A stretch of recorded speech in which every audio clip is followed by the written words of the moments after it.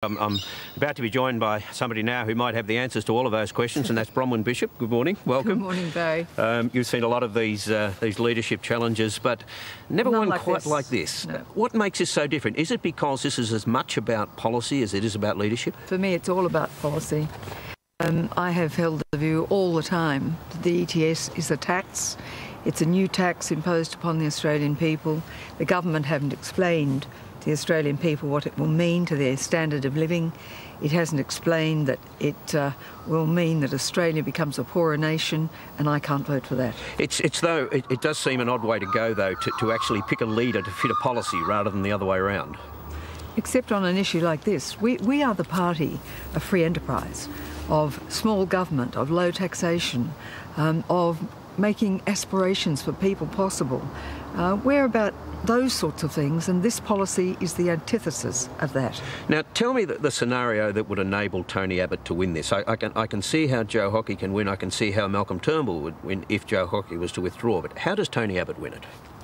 Well, at the moment we only have two candidates that I'm aware of who've actually come out and said they're standing. One is Mr Turnbull and one is Mr Abbott. There's a lot of speculation that Joe will run.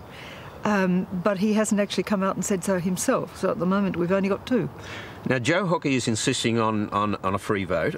It's a bit unclear to me. I don't know whether it's clear to you as to whether he's talking about a free vote this week or whether he would allow the legislation to be deferred and then have a free vote in February. Do you know what the demand is? No, I don't, because I haven't seen Joe actually make that statement. But one thing is clear. The wish for Australia to wait until Copenhagen, see what the rest of the world is going to do, and then see where we fit into it, is what most people want in the country. But I can't see, though, how that's going to be accepted this time. If Joe Hockey is insisting on a free vote, he says that he wants all elements of the Liberal Party to agree with that. I'm unsure as to how he goes about judging that, as to whether he gets a show of hands in the party room or whether you'll just simply take Nick Minchin's word for it. But is that something that you could agree to, a free vote? Well, I don't know whether the free vote is post-Copenhagen or pre-Copenhagen. At the moment, I cannot allow or vote for someone who wants to see the current legislation become law. That's quite clear for me. It's a policy issue for me, and it's a fundamental policy issue for me. So in the end, then, what's your expectation? I guess when Ian Macfarlane said on the 7:30 report last night that I don't have a clue what's going on anymore, I guess that's a sentiment that's shared across the party at the moment, because there are so many permutations, there's so many possibilities that could unfold between now and 9 o'clock.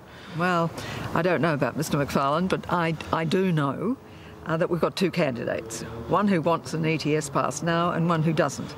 So yes, but there might be a third candidate. There might be a third candidate who wants a free vote.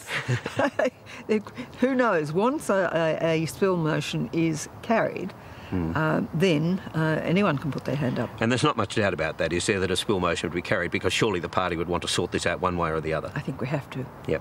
OK, thanks for joining us this morning. Pleasure. Appreciate it.